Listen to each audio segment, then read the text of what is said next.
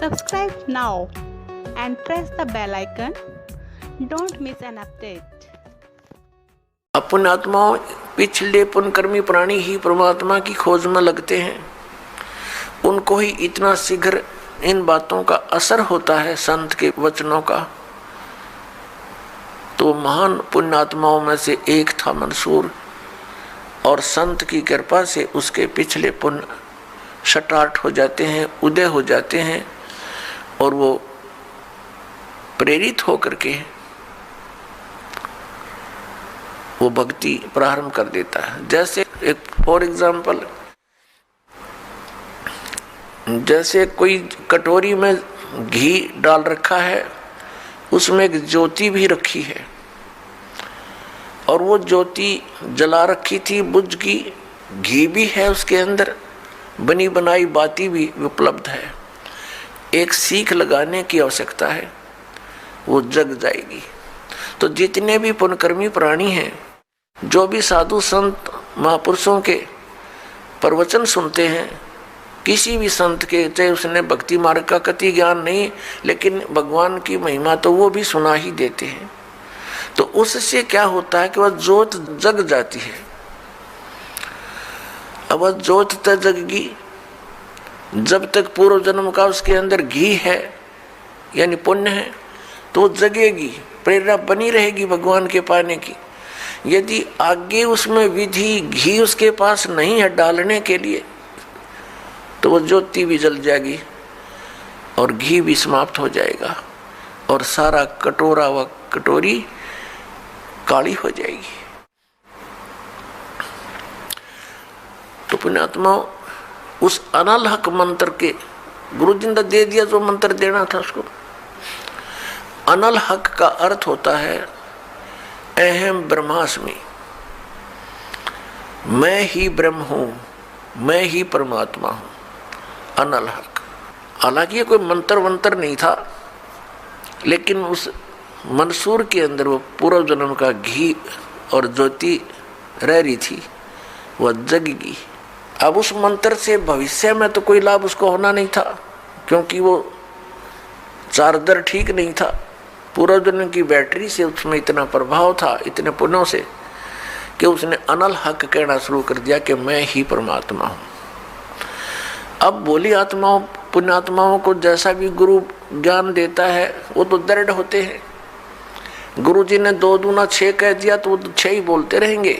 घर वाला कहेगा, कोई उसको बताना चाहेगा, वो नहीं मानेगा, कहता नहीं मेरे गुरु जी ने ऐसे ही बोला। तो अबोध बच्चे ऐसे ही होते हैं। इस बात का ज्ञान पूरे मुसलमान धर्म में हुआ, क्योंकि वो मुसलमान धर्म से संबंधित था, और मुसलमान धर्म ये मानता है कि जीव ब्रह्म नहीं हो सकता।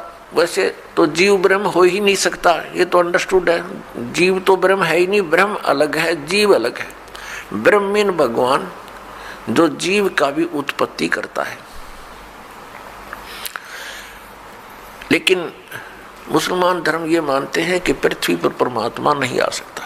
वह तो 7वें आसमान में रहता है, 7वें स्वर्ग में। और कोई ये कहता है कि पृथ्वी पर परमात्मा है, वो दंड का अधिकारी है, वो भ्रमित कर रहा है, मुसलमान धर्म के विधान को बिगाड़ रहा है। इस कारण से मंसूर को बहुत बार समझाया, राजा तक बात गई, बहुत कुछ कहा, लेकिन नहीं माना, अनलहक करता रहा। उसको कहा कि तू ऐसा मत बोल। अब साधु को तो कोई बोल नहीं सका था कि वो क्या मंत्र दे रहा है, लेकिन पब्लिक के अंदर जब बात आ जाती है, तो वो अपना पूरा जोर शोर से विरोध करते हैं। अब क्या हुआ कि वो नहीं माना, तो उसको चौराहे पर खड़ा कर दिया, बांध दिया उसको चौराहे पर। और फिर क्या कहा कि या तो तू अनलहक कहना छोड़ दे, नहीं तो तेरे पत्थर मारेंगे। उसने फिर कहा अनलहक, क्योंकि वो तो मदमस्त हो गया था, अलमस्त हो गया था। ऐसी स्थिति पूर्व जन्मों के पुण्यों से होती है, और भविष्य की भक्ति नहीं होती है तो वो नष्ट हो जाता है उस जीवन ऐसी पुण्यात्मा का। तो उसको सजा दी गई कि पूरे नगर के व्यक्ति इसको पत्थर मार मार के इसको इसका वध करेंगे, ऐसी सजा दें ताकि और भी कोई ऐसी हिम्मत ना करे। तो सभी लाइन में आ रहे थे और पत्थर मार रहे थे, तू पापी है, पत्थर मार रहे थे, निकल जाते थे। अब उसकी बहन सिमली का भी नंबर आ गया। जब और पत्थर लगा रहे थे वो हंस रहा था, अनल हक हंस रहा था। और जब उसकी बहन सिमली का नंबर आया वो भी लाइन में खड़ी थी। तो बहन ने सोचा पत्थर तो मैं नहीं मारूंगी, लेकिन लोक लाज में आके उसने फूल उठा लिया कि मैं फूल मार आऊंगी उसके। यहाँ ये लोग भी ना मेरा विरोध करेंगे और भाई का चोट भी ना लगेगी। उसने फूल मारा, फूल मारते ही वो रोने लग गया, बहुत बुरी तरह रोने लगा। तब सिमली ने कहा कि भाई लोग तेरे पत्थर मार रहे थे, उनके पत्थरों से नहीं रो रहा था और तू मेरे फूलते रोने लग गया। अरे ये कोई चोट थोड़ी लगी तुझे? उसने कहा सिमली ये तो अनजान थे, इनका मुझे दुख नहीं था, तू तो परिचित थी मैं किसके ऊपर फिदा हो रहा हूँ। और तेरा हाथ कैसे हो गया नालायक मेरी तरफ? तूने भगवान की तरफ हाथ कर दिया, मैं भगवान के लिए ड्यूटीड हूँ और तूने क्या समझा फिर ज्ञान को? न्यू रो रहा हूँ, तेरा जीवन बर्बाद हो गया, तूने ज्ञान समझा नहीं बहन, तेरे फूल का मुझे इसलिए दर्द हुआ। तू तो परिचित थी इस बात में। उसके बाद नहीं मरा वो पत्थरों से, कहने लगा या तो कहना छोड़ दे अनल हक, नहीं तेरा हाथ काटेंगे। उसने कहा अनल हक, हाथ काट दिया। फिर कहा दूसरा हाथ काटेंगे या बंद कर दे, अनल हक। तेरी गर्दन काटेंगे, बंद कर दे, अनल हक, काट दिया। अब उसको गाड़ा नहीं, मुसलमान धर्म में नीचे दफनाते हैं जमीन में, उसको सवा कर दिया काफिर समझकर कि काफिर जलाए जाते हैं, उनकी सोच है। और उस राख को जल में फेंक दिया कि इसका नामो निशान मिट जा दरिया में। कहते हैं वो राख भी, ऐस भी, वो बबूत भी अनल हक अनल हक अनल हक करती जा रही है। और 1000 मंसूर बनकर गलियों में घूम रहे हैं। सबने दरवाजे बंद कर लिए, टट्टी पेशाब निकल गया, लोगों का घबरा गया, ये क्या हो गया, भगवान का भगत था, ऐसा हो कर दिया इसके साथ। तो पुण्यात्माओं,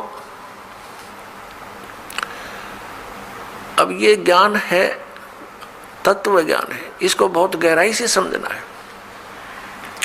इससे कई कंसेप्ट क्लियर होंगे। अब प्रसंग तो चला है कि जिस परमात्मा के पाने के लिए और जिस लोक में जाने के लिए महापुरुषों ने ऐसी कुर्बानियां दी, तो कैसा है वो भगवान, कैसा होगा वो देश, ये अंडरस्टूड है। दूसरी बात ये है इसके अंदर कि कोई ये सोचे कि अनल हक मंत्र से उसमें या शक्ति आ गई थी, नहीं। उस अनल हक मंत्र के जाप करने वाला पूरा गांव था, नगर था, आसपास के और भी बहुत लोग थे जो वैसे उपदेशी थे, आसपास के बहुत से उनके शिष्य थे, लेकिन वो गुप्त रखते थे, सामने किसी को बताते नहीं थे, लोक लाज के कारण। तो कहने का भाव ये है कि उस एक मंसूर के अंदर ये क्यों काम कर गया और सिमली में नहीं कराया उसने। ये पिछले ही पुण्य से होते हैं पूर्ण हंस मुराद, ये पूर्व जन्म के संस्कार थे, उस मंत्र का इसमें कोई योगदान नहीं था। अब प्रसंग जो चल रहा है उसी पर हम थोड़ा सा डिस्कस करते हैं कि जिस परमात्मा के लिए इतनी कुछ कुर्बानियां संत महात्माओं ने की,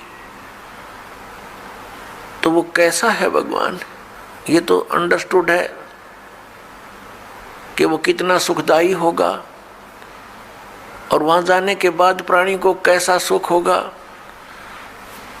उसके लिए हम फिर कौन सी विधि अपनावें, कौन से ग्रंथ को सत्य माने, किस गुरु की बात पर विश्वास करें, कोई कुछ विधि बताता है, कोई कुछ विधि बताता है, और सभी कहते हैं तुम्हारा कल्याण होगा, तुम्हें मोक्ष प्राप्ति होगी।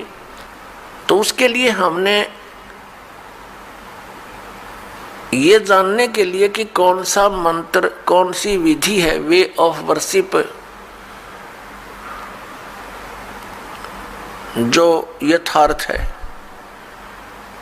अब जो भी संत कोई मंत्र देता है तो उसके उपासक उसको यही मान लेते हैं कि यही सही है। दूसरा बताता है नहीं ये मंत्र ठीक नहीं, ये विधि ठीक नहीं। तीसरा कहता नहीं ये हमारे गुरुजी ने ऐसे बताया है, ये सही है। इसका निर्णय कैसे हो? जैसे किसी अपराध के ऊपर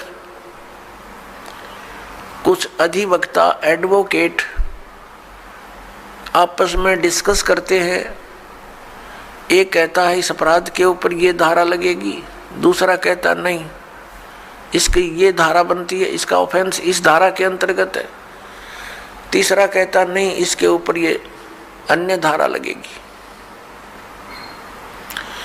तो उन तीनों का फैसला कहाँ होगा कि कौन सी धारा के अंतर्गत ये ऑफेंस है? वो संविधान के अंदर देखा जाएगा, और संविधान के अंदर जो लिखा है वो फाइनल है। वो धारा उसी के अंतर्गत वो ऑफेंस है, तो उसके ऊपर वही धारा होगी और उसी के आधार पर उस पर कार्रवाई कोर्ट में होगी। वो सही है। ठीक इसी प्रकार हमारे पवित्र जो शास्त्र हैं, सदग्रंथ हैं, ये सभी शास्त्र हैं जैसे पवित्र पांचों वेद। चार वेद तो ये वेल नोन है, ऋग्वेद, सामवेद, यजुर्वेद, अथर्ववेद। एक पांचवा वेद है, वो स्वयं परमेश्वर के द्वारा अपने मुख कमल से बोला जाता है।